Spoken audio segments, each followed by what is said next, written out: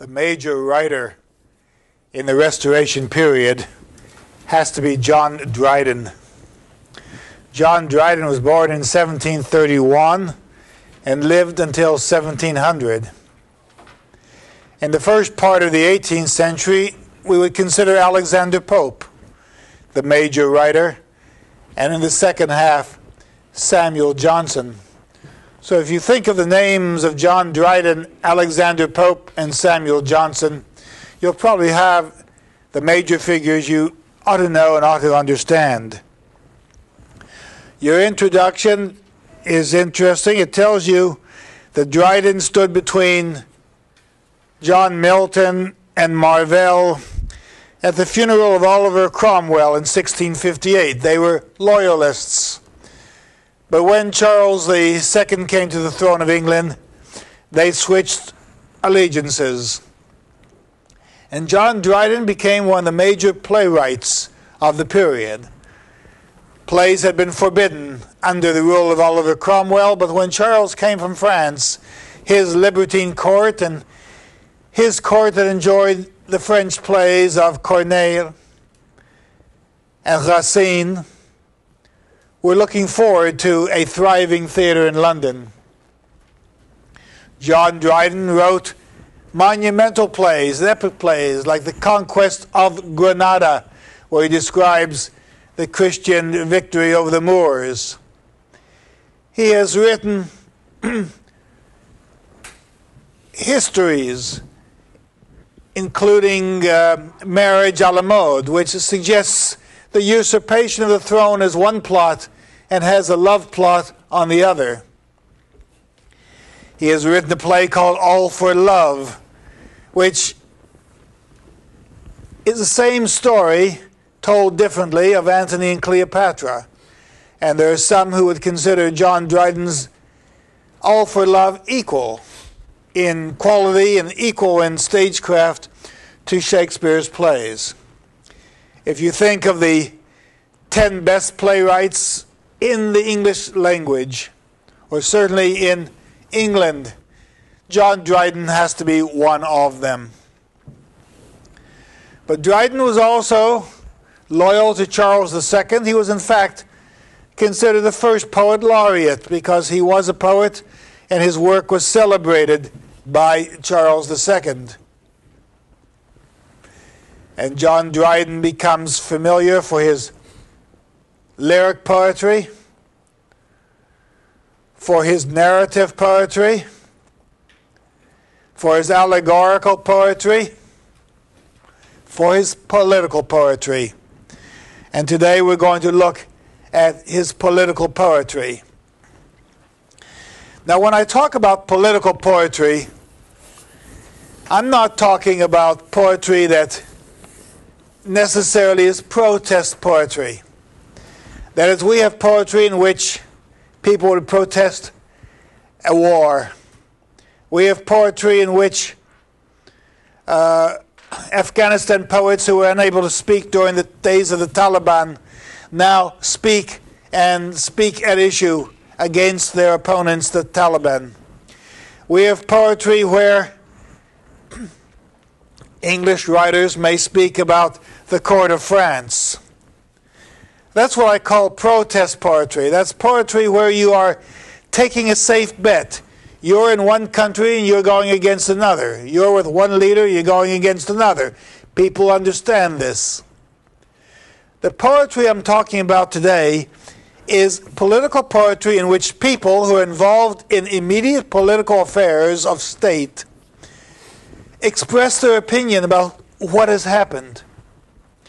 Now that would mean a senator in Congress opposing a bill that's being raised by a member of the opposite party, even trying to persuade people of his own party to vote for a certain bill. The kinds of political poetry I'm talking about is the poetry that might stem from a decision being made at city council, where poets in the city or poets in the state might look upon this as being unfair treatment or a kind of treatment that associated and sided with one political entity. Now, poets aren't doing this today. Editorials are doing it. Newspaper columnists are doing it. As of late, cartoons in the newspapers are becoming quite political. But where are the poets? We have poets who will seek union and peace and alternatives to terrorist action. We have poets who will discuss the need for utopian understanding. We have poets who look into themselves.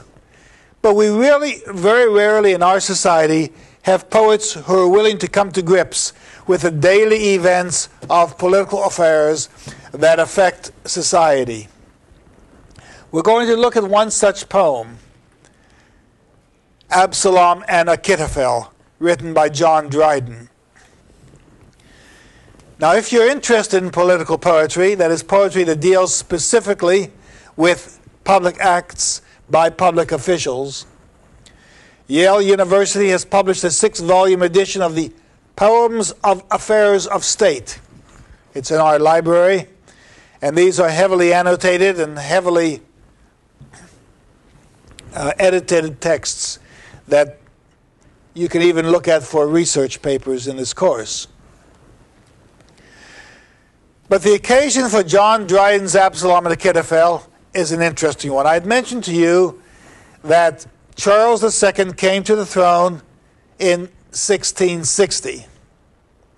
He came with a lot of opposition, but he ruled for 25 years without problems. But as Charles was getting older, in 1680, people began to wonder who is going to succeed him. And the only person, of course, logically, was his brother, the Duke of York, who was Roman Catholic. I've already mentioned to you the fact that Roman Catholicism is considered a political religion associated with France and Spain, who are England's enemies, and consequently it was a religion that was an other outside of the pale of the Anglican Church, even outside the pale of the dissenters. Parliament, under the leadership of Anthony Ashley Cooper, decided to pass an exclusion bill which would deny the succession to James II. Now, Shaftesbury himself had been Lord Chancellor of England from 1672 to 1673, which was a powerful figure. He left that position in protest because he disagreed with much of the policy in government. And he became the leader of the Whigs for the next years until his death. Shaftesbury was an interesting figure. Among other things, he wanted to establish a 10-mile act, and he did invoke a 10-mile act that forbade Catholics from holding property in London and within 10 miles of London. This gives you some idea of one of the reasons why people were moving to the state of Georgia in America because of the oppression, because of political oppression. Now, in 1681, Shaftesbury appealed to Charles at the Oxford Parliament to legitimize Monmouth. The Duke of Monmouth was the son of Charles II and an actress by the name of Lucy Walter. He was not married to her. He was married, of course, to his wife, who was barren. I mentioned to you the other day the numbers of women with whom Charles had liaisons and the numbers of women with whom Charles had children. But none of them were legitimate, and none of them could come to the throne of England. The Duke of Monmouth was Charles's proudest son. He served Charles in the army. He was a tall, handsome man who had the kind of leadership that we had understood in World War II with people like Dwight Eisenhower and Douglas MacArthur. Now, what happened, of course, is that in 1681, July 2nd, Shaftesbury was imprisoned for treason for advocating Monmouth's succession to the throne and the denial of the throne to James II. Shaftesbury's trial was held on November 24th, 1 week after the appearance of this poem. But Shaftesbury was tried by a number of Whig judges, all of whom found him innocent. So Shaftesbury came out as even stronger than before, and when he came out of jail, his Whig supporters produced a coin in his honor with Shaftesbury's head on one side and the sun rising over Parliament on the other. And poems came out celebrating this particular medal. The poem Absalom and Achitophel was written because Charles II asked John Dryden to write it. Imagine if the President of the United States went to a major writer and said, I need a defense, and I need you to write a novel, or I need you to write a poem that supports my cause. This is exactly what happened.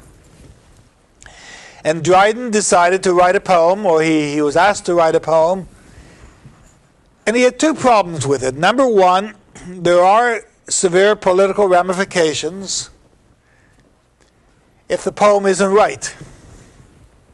There are political ramifications if he mentions opponents of Charles II, because Dryden could be attacked for slander, for libel, and as had happened with some writers, they could actually be beaten in the streets of London for the actions they took. So what did Dryden do? He decided to draw a biblical analogy, and I'll show you exactly what he had done.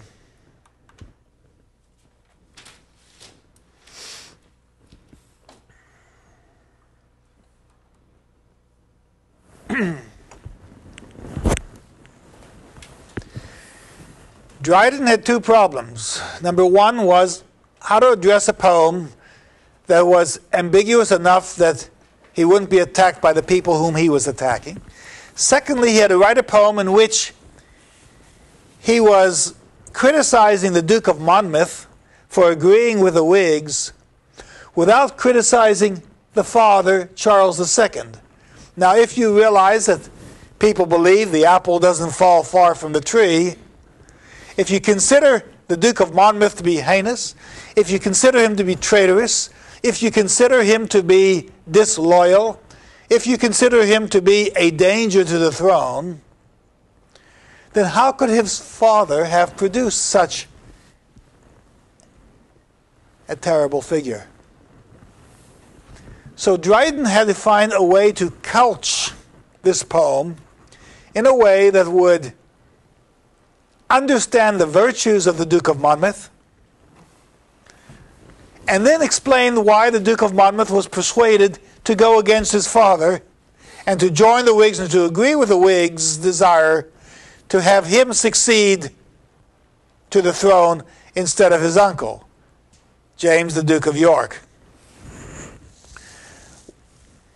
Dryden had an early example, and the example was from the Hebrew Scriptures,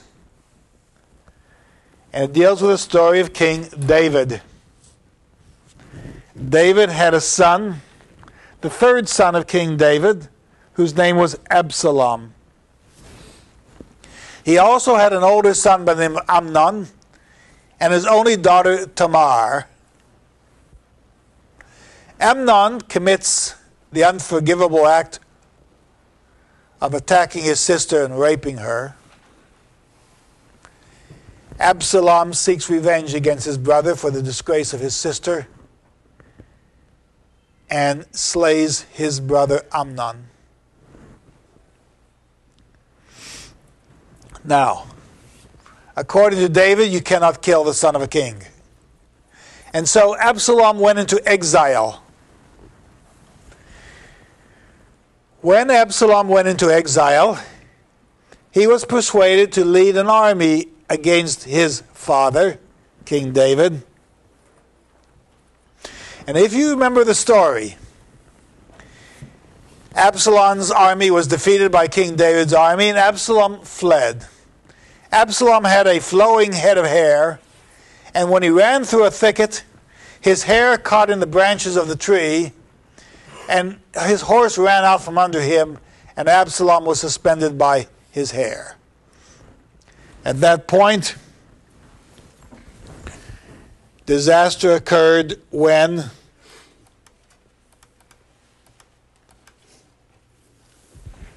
soldiers came up. Joab, the captain of the guards, the soldiers, and 10 of his soldiers slew Absalom. David went into mourning. He cried for the loss of his son, even though his son had been aberrant, even though his son had been injudicious, even though his son had raised an army against him. William Faulkner memorializes the loss of a son in his book, Absalom, Absalom. Now, this is basically the story that's told.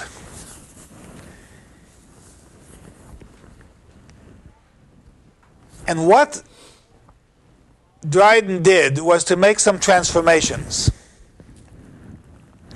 He turns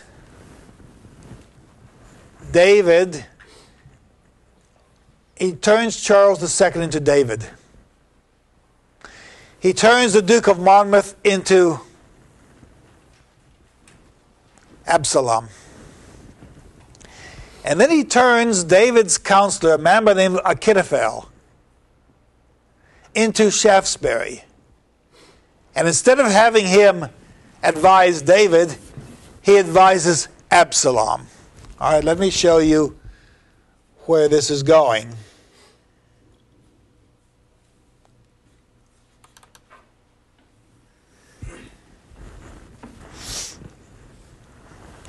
The story of King David is well known in the Bible. King David, we know, reigned, or we assume reigned, from the year 1010 to 970 BC. He designed the Temple of Jerusalem, but he could not inhabit it. He could not build it because he was a man of war. And we had to wait for his son Solomon to build that temple, who had no record of war. Now, where did David come from? Boaz and Ruth were the parents of Obed. Obed was the father of Jesse, and Jesse was the father of David. Now, according to Christian doctrine, the Messiah is going to come from the house of Jesse. So any relationship of anyone to the house of Jesse suggests messianic relationships. David, presumably, is a messianic image. He is going to save and preserve the nation of Israel. Charles, then, is made the Messiah. Charles is saving England from the government of Cromwell. Charles is uniting the kingdom of England, and consequently, by associating Charles with David, you're elevating Charles into the messianic line. Now, when you realize, of course, that there is this belief that kings in the 17th and 18th century are divine right kings, their lot is established and predicted and fated by God, then the idea that David is a messianic image and that Charles II represents the Messiah for the English people, you understand that Dryden is trying to celebrate Charles's life. Well, let's look a little bit about David's history just to make sure we understand who he was.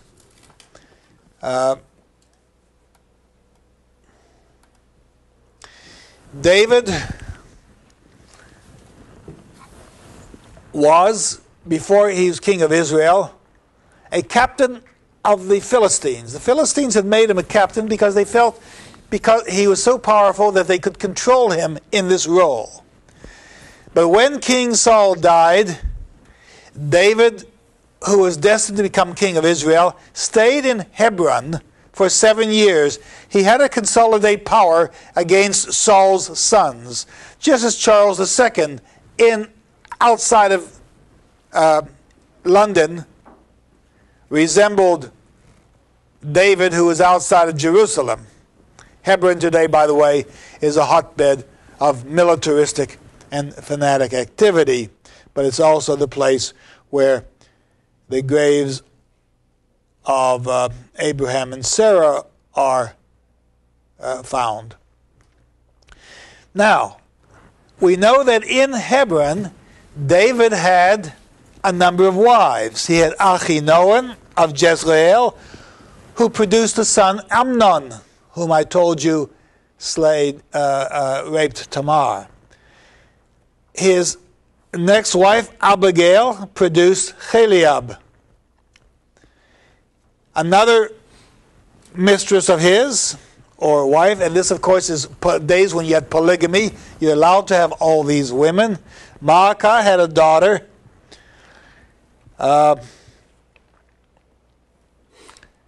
Geshur, or Lucy Walters, the woman who's represented as Lucy Walters, had a son by the name of Absalom. Hagith had a son by the name of Adonijah. And Abital had Shephatiah. Let's go down the line a little bit. So David, we know, had a lot of wives. Then, when David consolidated his troops and moved into Jerusalem, he was able to conquer the aspirations of Saul's sons, and he became king of Israel and ruled for 33 years. You remember the story. He fell in love. He was looking out of his castle. He was married to a woman by the name of Michal, who was Saul's daughter, but she was barren. So David was looking outside of his castle, and he looked down into the city and saw a woman bathing on the roof, a beautiful woman by the name of Bathsheba, and he had a love affair with her. When he found out she was pregnant, he sent for her husband from the battlefield and told her husband to go to his wife and enjoy her, on the assumption that the child born, we assumed, would be her husband's child. Her husband, however, was a loyal captain of the guard, loyal to his men. He refused to engage in rest and recreation while his men were on the battlefield, and refused to go to his wife. David sent him back to the battlefield with a note saying, "Put this man on the front lines." And then when he was killed, David had full rights to Bathsheba. Bathsheba, the son that was born from this Leah son, died, and David mourned the death of his son. But he had other sons by Bathsheba, Shimei, Nathan, and the most celebrated, Solomon. So the liaison between David and Bathsheba becomes important. But the association with Charles becomes even more important, because Charles had as many women when polygamy was not permitted. And Charles had as many mistresses and as many illegitimate children, all of whom were identified and known, but they could not come to the throne of England. Now, people knew Charles's proclivities. People knew Charles was a lover, and people knew he was the king, and the king must procreate. And so as long as he kept producing, people knew he was alive and functioning, and they became part of it. So this becomes part of this poem, a celebration of Charles as a man capable of replenishing the population of England and encouraging others to do the same. Now, in the court of Charles II, Rochester and others also celebrated Charles's affairs. By the way, David had 9 other sons and sons after that, but only one daughter by the name of Tamar.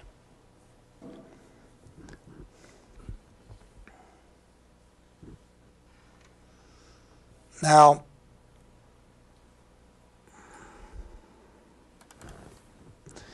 let's look at this poem for a moment. When Dryden wrote the poem, he made a lot of associations. And these associations are in the notes that you have available to you. But I'm going to go down a list alphabetically for a few moments and show you what some of the associations are, because in order to understand the poem, you have to understand who are being identified. Now, what would happen today if a poet would begin to identify members of city council and give them allegorical names, but names that would easily identify them in such a way that you would know their positions or find ways to disparage their positions?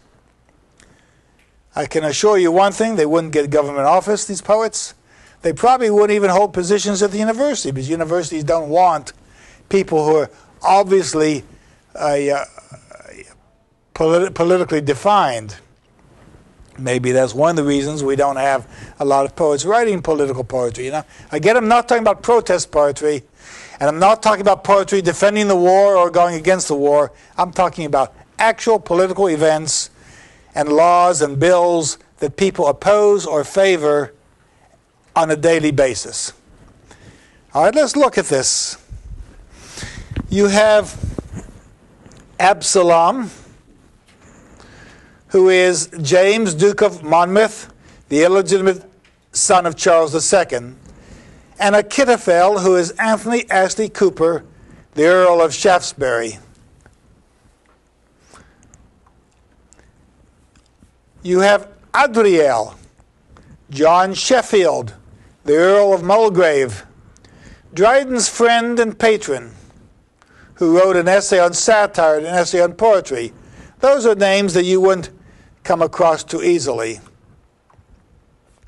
Amnon, who is slain, is Sir John Coventry. And in 1671, he was beaten and disfigured, probably his ears cut, by members of Monmouth's troop of the King's Horse Guards, because he opposed Monmouth at that time. Annabel is Anne Scott, the Countess of Buccleuch and Monmouth's wife. Balaam is one of the people who opposed the Exclusion Act. His name is Theophilus Hastings. He's a man also with sexual proclivities. Dryden describes him as the well-hung Balaam. Bathsheba is the Duchess of Portsmouth, the favorite mistress of Charles II in this poem. Korah. Korah is Titus Oates. In 1678, a man by the name of Titus Oates claimed that England was going to be blown up. Parliament was going to be blown up by Roman Catholics. It was called the Popish Plot. And Titus Oates accused many people of being involved in this plot, and some of them were executed until it was proven that Titus Oates himself was a fraud, and the attacks ended in 1679. Now let me mention one thing to you. The name Korah appears in this poem. But Korah did not live at the time of King David. Those of you who are familiar with the Bible know that Korah was actually the leader of the insurrection when Moses was on Mount Sinai. Korah was the leader of those who built the golden calf. Moses came down the mountainside, saw the golden calf, and threw those tablets down and cracked them. He had to go up for a second set.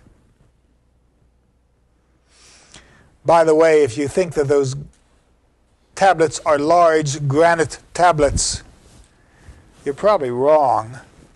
There is no granite on Mount Sinai.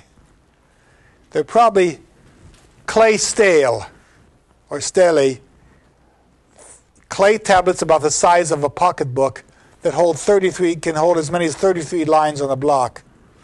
The old man Moses probably put them in his pocket when he walked down. But Moses lived 300 years before King David. So you put Korah into a poem about King David when he actually didn't live at the same time. He lived 300 years earlier. What was Dryden thinking about? Dryden was simply thinking biblically. There's a term that we know called typology. Typology. Typology is a method by which a name, regardless what name it is, has certain signification. And so, in whatever age you may be writing, if you bring in a Korah, you're going to bring in a person who is disloyal and revolutionary and antagonistic. If you look at the book of Esther, you bring in a Haman. You bring in someone who is out to destroy a nation, out to destroy the Jews. You bring in various features. There's a famous phrase in Isaiah, the book of Isaiah, where we learn that a little child shall lead them. Now, Christologically, this means that Christ is going to be born and shall lead a world in its faith. But biblically, we have some idea that Isaiah's wife was pregnant and he was waiting for the birth of his son. And he would know when the son was born how he would live the rest of his life. So while in Hebrew scriptures the term may deal with simply the birth of a son, typologically it has to do with the birth of an entire faith. So when you take a name and you transfer it because of its political or historical significance, it can enter any age and have specific meaning. And that's what happens with Korah. Now here are some of the more familiar titles you'll see here.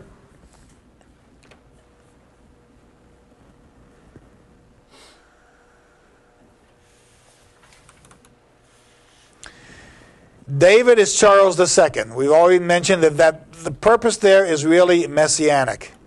Charles is the Messiah who has saved England. Hebron is Scotland. And there are certain people whom Dryden admires in this poem. One he calls Hushai, who is the Earl of Rochester and one of Dryden's patrons. Now here are the more significant titles. Israel is England. Whenever you hear the term Israel mentioned, that's England. Whenever you hear the word Jebusites, those are Roman Catholics. And Jerusalem is London. So when the poem talks about Jerusalem, it's really dealing with affairs of London. The English are the Jews. The people who inhabit Israel are Jews. The people who inhabit London are Englishmen. But in this allegory, the English become the Jews.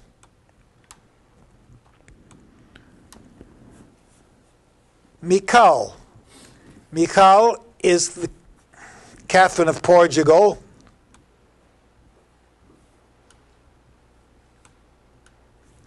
Who is the queen of Charles II, and she has no children.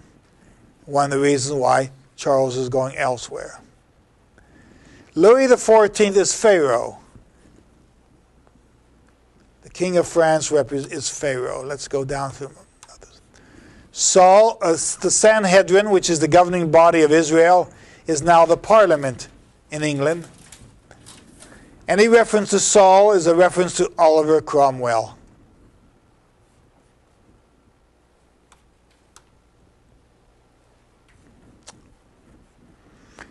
And these are in your notes, and you can check them out. Now, when you look at this poem, Earl Minor, in a book called Dryden's Poetry, divides the poem into convenient categories. And these are the basic categories you're looking at. Lines 1 to 84 deal with the praise of King David, which is, of course, the praise of King Charles. This is the typology, and this is the allegory, where one person represents another. Lines 85 to 149 deal with the subversion of the popish plot. How are we going to prevent the Roman Catholics from blowing up Parliament? Lines 150 to 197 become a caricature of Achitophel. This is Shaftesbury. This is the opponent to Charles II. This is the man who wants the Duke of Monmouth to come to the throne of England instead of James II. And this becomes a very powerful caricature. And we'll talk about that in just a few minutes.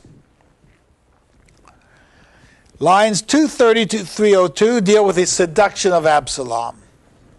Remember, I had mentioned to you that Dryden had a problem.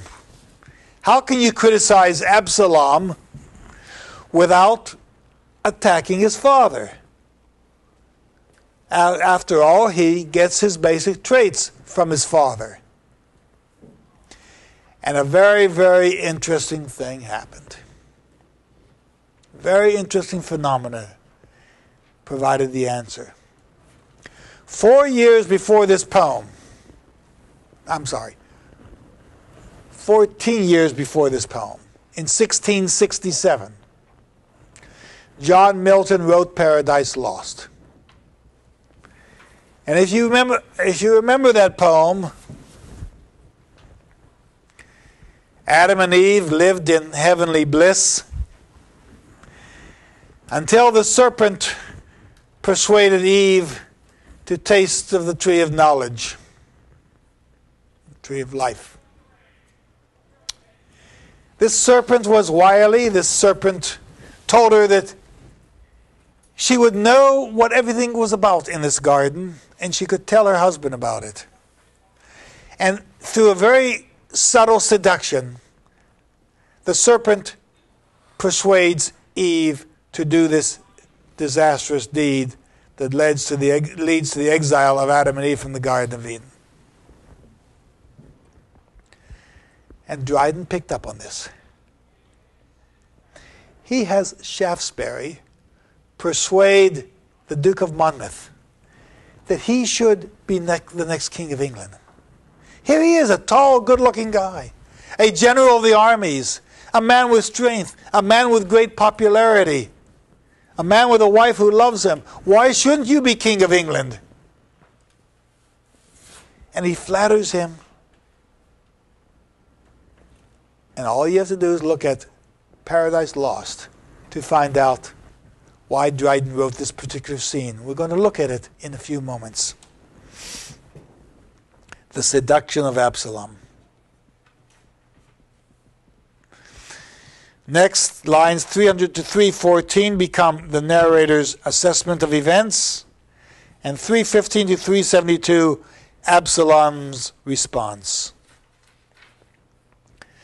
Now, lines 373 to 476 become really important because this is a statement of political theory. Who runs your government? The king indebted to God, or the king indebted to the people? And what we have here is an understanding of John Locke's double contract theory that I mentioned to you the other day, where the king, yes, is sanctioned by divine right, but he's not going to rule unless he respects the rights of the people, gives them their liberties, and gives them their rights to express their opinion. This is democracy, and this is the democratic process. Now, remember, it's not one vote, one person, one vote in England. It certainly isn't a government that respects religions other than the Anglican Church, but you do have the movement toward governance. And the cities themselves, which were independent of the king, often had dissenting mayors. In fact, the city of London was so independent, the king needed permission to come into London periodically. Lines 477 deal with the defense of David. Lines 487 to 681 give us the conspirators. Who are the people who joined the Duke of Monmouth and joined Shaftesbury against David? Lines 682 to 1722 give us a sense of Absalom's popularity. We find that Absalom tours the country, lines 723 to 746. And then we find out that Charles begins to speak. 747 to 810, we have a statement on the rights of kings, which was being asserted at the time. You had the divine right in France, but you had a more of a democratic parliamentary obligation in England. 914, lines 914 to 913, are a defense of the royal perks. And finally, the poem ends 933 to 1031, where Charles says, enough of this nonsense, no Exclusion Act, no law that's going to prevent my brother from coming to the throne. He is the legitimate heir, not my son, the Duke of Monmouth. Charles exiled his son for a year. And then when Charles died, James came to the throne of England. When James came to the throne of England, the Duke of Monmouth's supporters led an insurrection against James II to put him on the throne, to put the Duke of Monmouth on the throne. This insurrection, by the way, this is not part of the poem. This insurrection was put down almost immediately. The Duke of Monmouth was found hiding behind a wall. He was brought out, tried that day, and executed the next day. He walked to the scaffold where he was going to be executed he was going to have his head chopped off. The reports say that he walked up to the executioner's block, tall, handsome, regal. He turned to the executioner and said, "Do it fast and do it well." The executioner swung the axe the first time and missed. And the Duke of Monmouth just turned and looked at him. He nicked him the second time and chopped off his head the third time. So the end of the Duke of Monmouth was a sad ending for a man of great power, a man of significance. Now let's look at the poem and see how this political poem provides us an attack upon the Exclusion Act and turns on Dryden's power.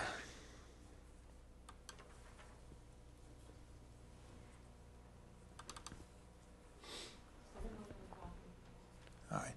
Now we're going to go to the poem.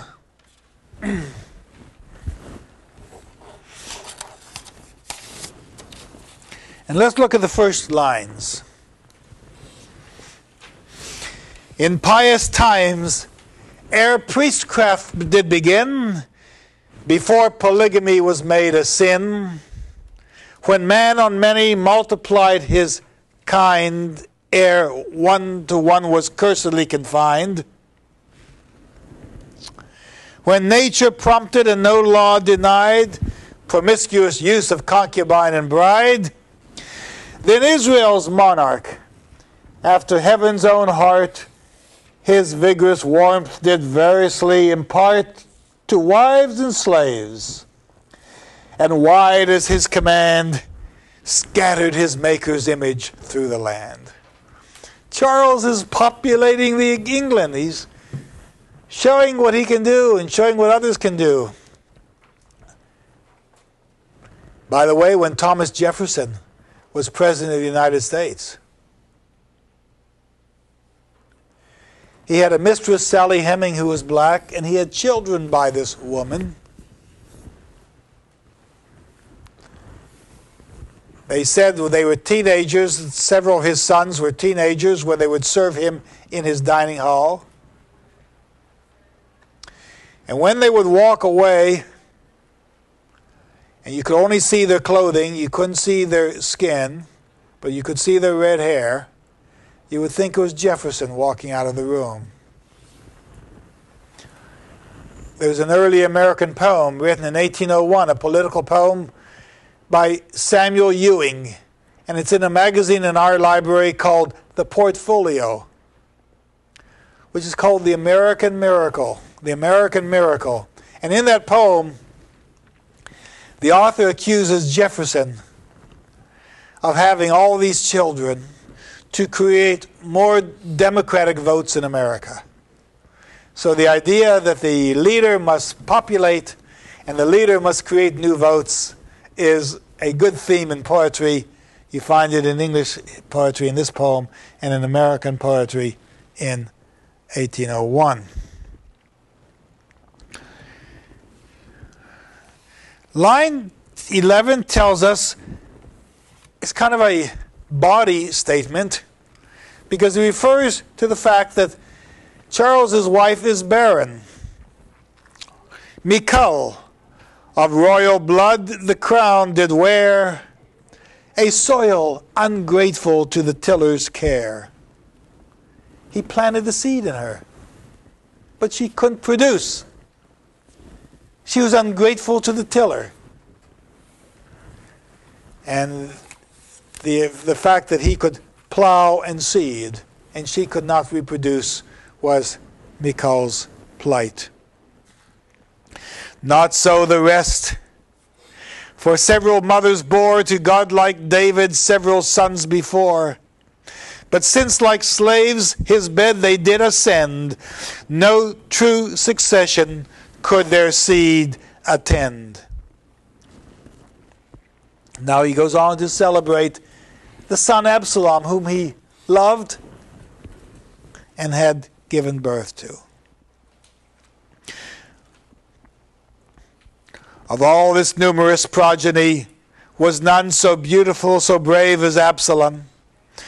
Whether inspired by some diviner lust, his father got him with a greater gust, or that his conscious destiny made way by manly beauty to imperial sway. I told you he was tall, handsome, good-looking.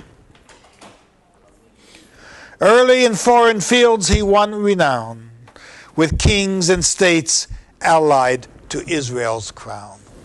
So you celebrate this young man, Absalom. You make sure that he is part of your family. You give him his due. And Dryden was honoring Charles by honoring his son.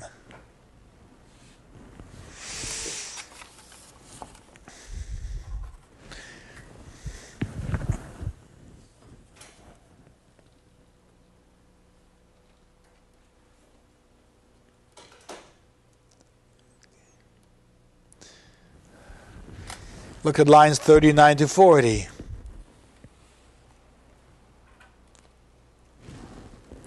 With secret joy, indulgent David viewed his youthful image in his son renewed. And Amnon's murder by a spacious name was called a just revenge for injured fame. Now, remember that David has a difficult time. Charles came to the throne. Of course, David, first of all, had to consolidate his troops before he could get into Jerusalem.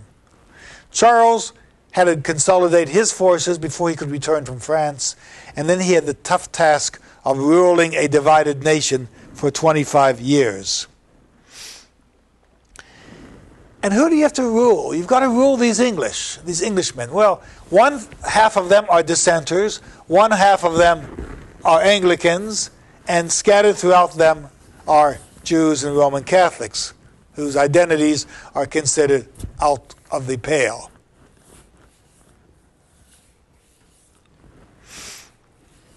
But what had the English done? They had controlled one king in 1642, Charles II, and then they executed Charles I, and then they executed him in 49. Imagine what impression you get if you're an 18-year-old John Dryden and you realize that your king is being executed by a government that's taking over. What an impression it would make of an 18-year-old. Secondly, they let Oliver Cromwell rule for a number of years, from 1649 until 1658, when he died. Then they let his son rule, who wasn't very effective. Then they brought back the father, and now they're complaining about the successor, who is his brother. Now, if you remember the original biblical story, when the Jews asked to have a king like other nations, they were told that this is going to be a great fault. You may want a king, but you don't need a king when you have the eternal king. And yet, if you want to be like other nations, you're going to suffer for it. And so King David and Solomon were successful. Solomon's sons split the kingdom, and before you knew it, you had political and internal strife. Well, here's the way Dryden puts it. Look at the bottom line on line 46. The Jews, a headstrong, moody, murmuring race, that is the English, as ever tried the extent and stretch of grace, God's pampered people, whom debauched with ease no king could govern, no God could please. Gods they had tried of every shape and size that godsmiths could produce or priests devise. These Adam wits, too fortunately free, began to dream they wanted liberty. Now, when you talk about that statement, God's pampered people, what phrase does that remind you of? Why would Dryden write God's pampered people? Any idea? Any phrases that come to mind? Well, the idea that the Jews are the chosen people. This is where Dryden is using the term, the pampered people. You see, most of the Englishmen had read the Bible very closely. They understood these terms. They understood what Dryden was dealing with, and they moved into it. They understood it intimately. All right, now let's move to a discussion of Shaftesbury. Dryden writes, when he describes Shaftesbury,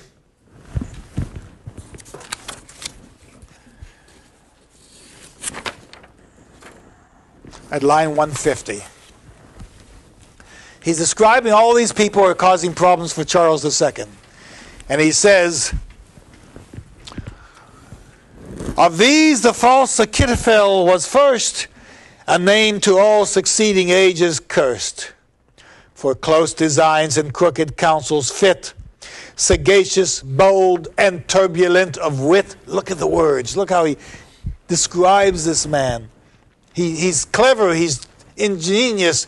He is witty. He's restless, unfixed in principles and place, in power unpleased, impatient of disgrace.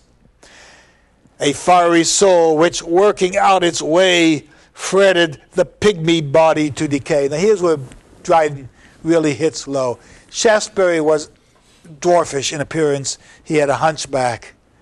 And like a political cartoonist, Dryden goes after his weak points and hits hard at this.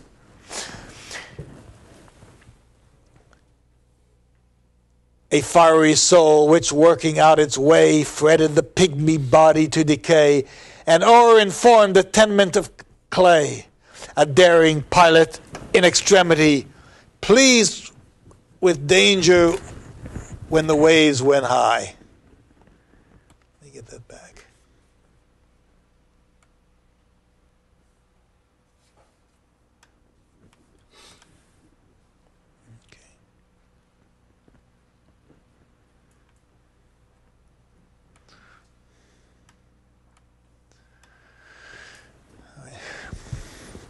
He is a daring pilot in extremity, pleased with the danger when the waves went high.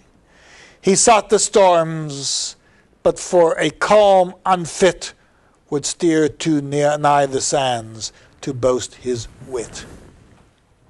So Shaftesbury, who could have retired as Chancellor, who could have led a peaceful life, who could have gone into retirement with his pension,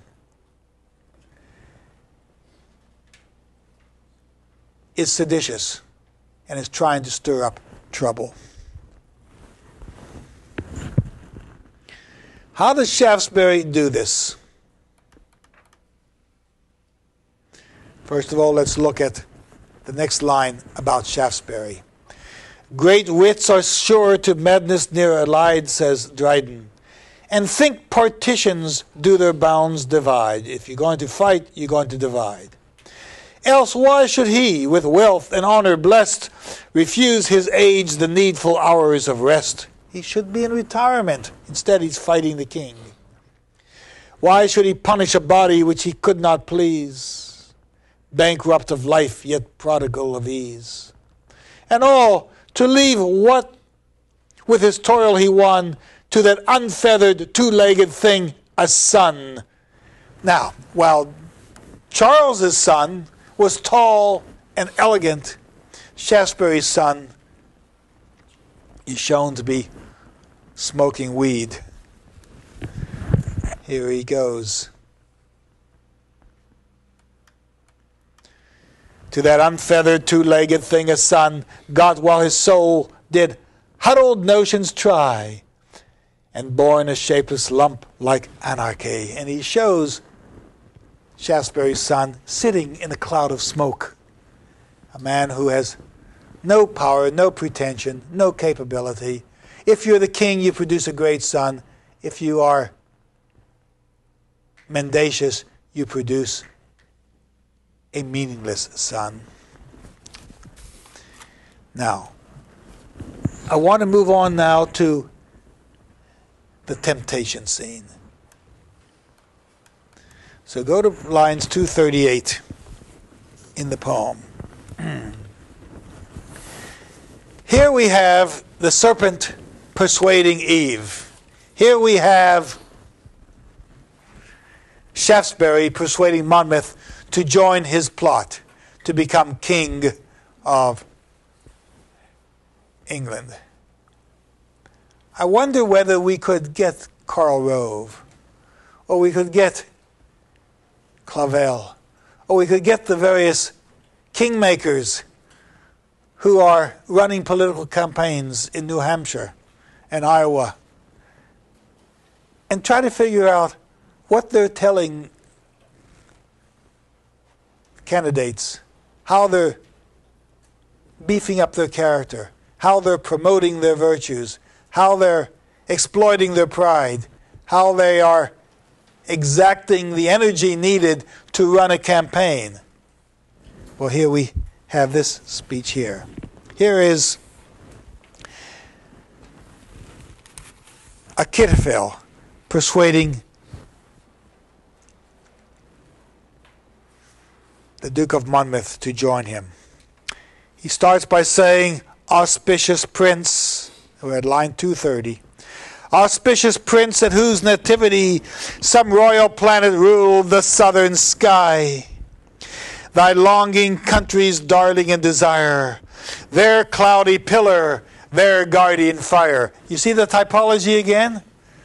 Moses led the Jews through the desert out of Egypt by cloud during the day, by fire at night. But that's 300 years before this. And here is Shaftesbury saying, you're as good as Moses. You're going to lead your people. But this is the time of David, 300 years later. Auspicious prince at whose nativity, thy longing country's darling and desire, their cloudy pillar and their guardian fire, their second Moses, whose extended wand divides the sea and shows the promised land, whose dawning day in every distant age has exercised the sacred prophets' rays. The prophets want you to do this. Now, what you can hear now, if Dryden could write political speeches today, he'd have a gold mine. Look what he says to Monmouth. You are the people's prayer, the glad diviner's theme, the young men's vision, and the old men's dream. You can get everyone to vote for you. Can you imagine this kind of rhyme, this kind of power, this kind of political advantage that Dryden has, being able to put words out that celebrate? But the words that celebrate are now in the mind, in the voice of the serpent. They're beautiful words, stimulating words, energizing words, but to evil ends, according to this poem. And when you get such words or such praise, you're seduced. You want to do, you want to be, you want to run for office, and you will succeed as future King of England. The people's prayer, the glad diviner's theme, the young men's vision, and the old men's dream. Now there you have it. The people's prayer, you're going to solve the problems of the future. The glad diviner's theme, you're going to subscribe to the ministers, the far right. The young men's vision, there are going to be a lot of jobs for you when you get out of college. And the old men's dreams, ARP is going to have no problems raising money for its membership, because people want money in retirement. Everyone there is being affected. Thee, Savior, thee the nation's vows confess, and never satisfied with seeing bless. Now, he says, you've got to seize the moment. This is the Carpe Diem theme. Now is the time for you to act. He said, if your father had sat in Hebron and had organized his troops and moved to Jerusalem, he would have never been king of Israel. And if you just sit and don't take action, you'll never be king of England. Look at line 261. Had thus old David, from whose loins you spring, not dared when fortune called him to be king. At Gath, an exile he might still remain, and heaven's anointing oil had been in vain. Let his successful youth our hopes engage, but shun the example of the declining age. Now, here you have the ultimate picture of seduction. You don't get people to do what you want them to do by criticizing them, by telling them what they're doing wrong. You tell them what they're doing right and how they can do it even better. And then you become a political consultant.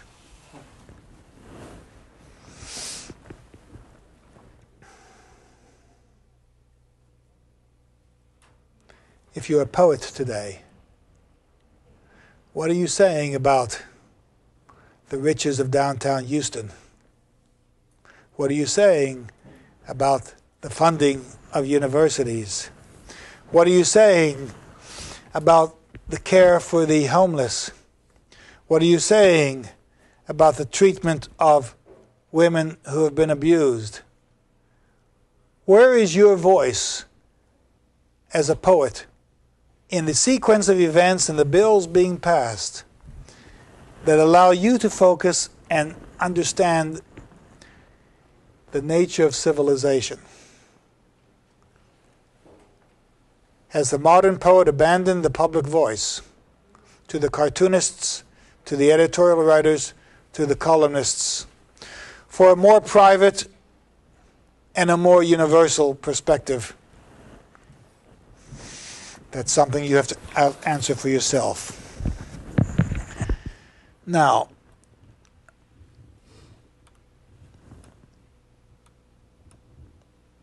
okay, let's now look at other parts of this poem.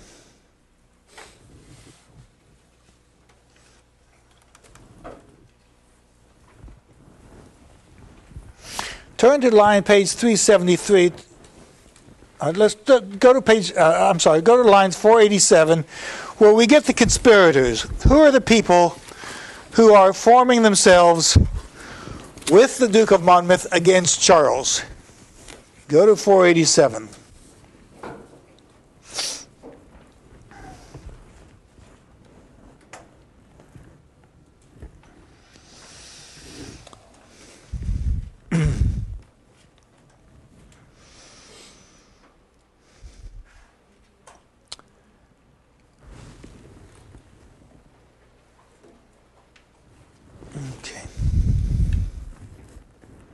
Let's go even further.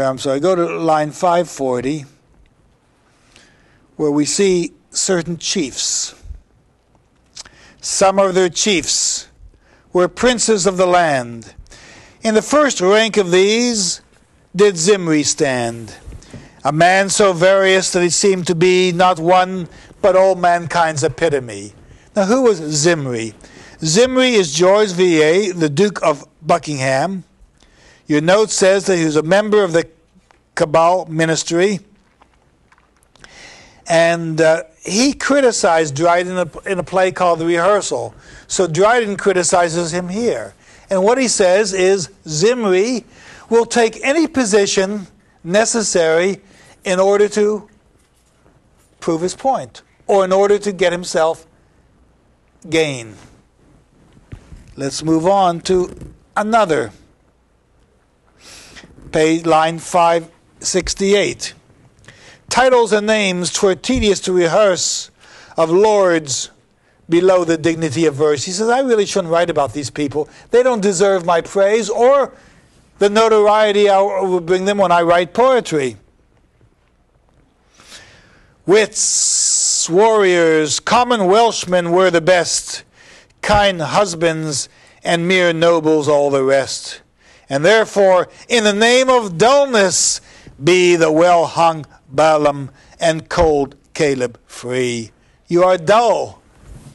You are not witty. You are not clever. You are not ingenious. You are not inventive. You are not productive. And you can't govern this nation.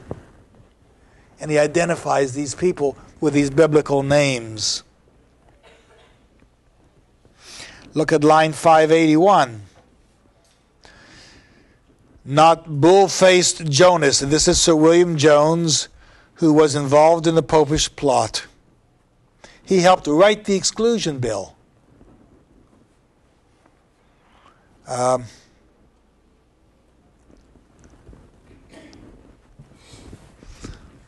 Okay. No bull-faced Jonas who could statues draw to mean rebellion and make treason law. Let's turn now to the debate on King's Right, page 373.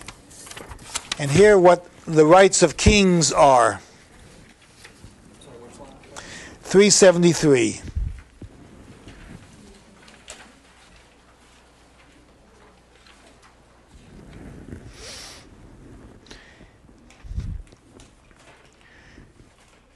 Him staggering so, when hell's dire agent found, while fainting virtue scarce maintain her ground. People who have virtue have trouble standing up against these enemies of the state and these enemies of the king. It goes on to say on the top of the next page, the eternal God, supremely good and wise, imparts not these prodigious gifts in vain. What wonders are reserved to bless your reign? The gifts come from God. Against your will, your arguments have shown such virtues only given to guide a throne. You're careful. You're compassionate. You'll treat your enemies with caution, and you'll treat them with respect. And this is Achitophel talking to Absalom. I'll go to about line 384. 'Tis true he grants the people all they crave, and more perhaps than subjects ought to have. For lavish grants suppose a monarch tame, and more his goodness than his wit proclaim. But when should people strive their bonds to break, if not when kings are negligent or wake? Here he is good to his people, compassionate to his people. He shares with his people. But he's weak. And now you can displace him. All right. Let's now move toward the end of the poem.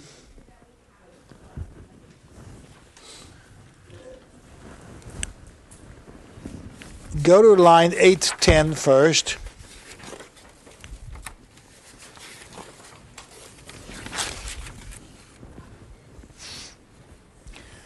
Here is the ultimate statement of what David can do. Now what relief can righteous David bring? How fatal 'tis to be too good a king. Friends he has few, so high the madness grows. Who dare be such must be the people's foes. You've got to give David his right to rule. You've got to give him the opportunity to be the king he is supposed to be. You've got to support his words, and you've got to support his ideas. And you do have a small but faithful band of people who surround him and support him. Among others, those who will fight with him against Pharaoh, Louis XIV.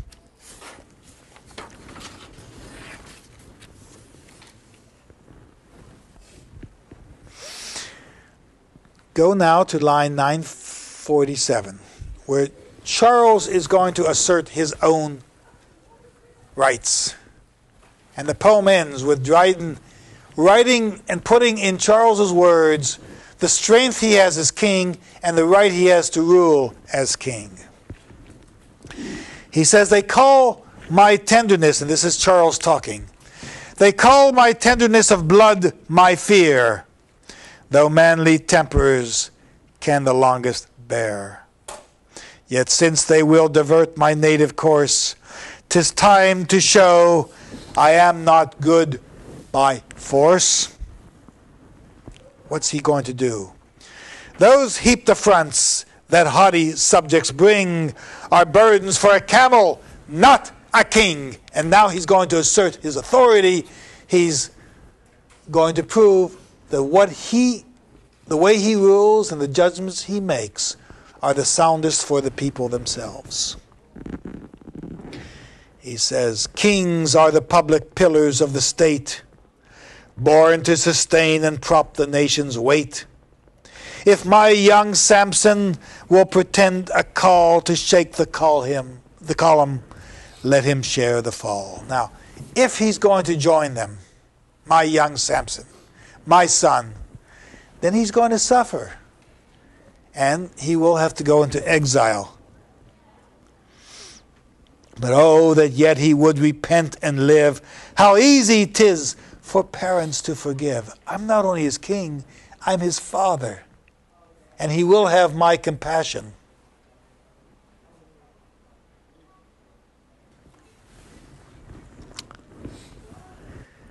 Well, it's an amazing poem. It's a powerful poem. And it's a poem that you may read more intensively when you go back to your rooms, go back to your apartments, and begin to study it line by line. Thank you.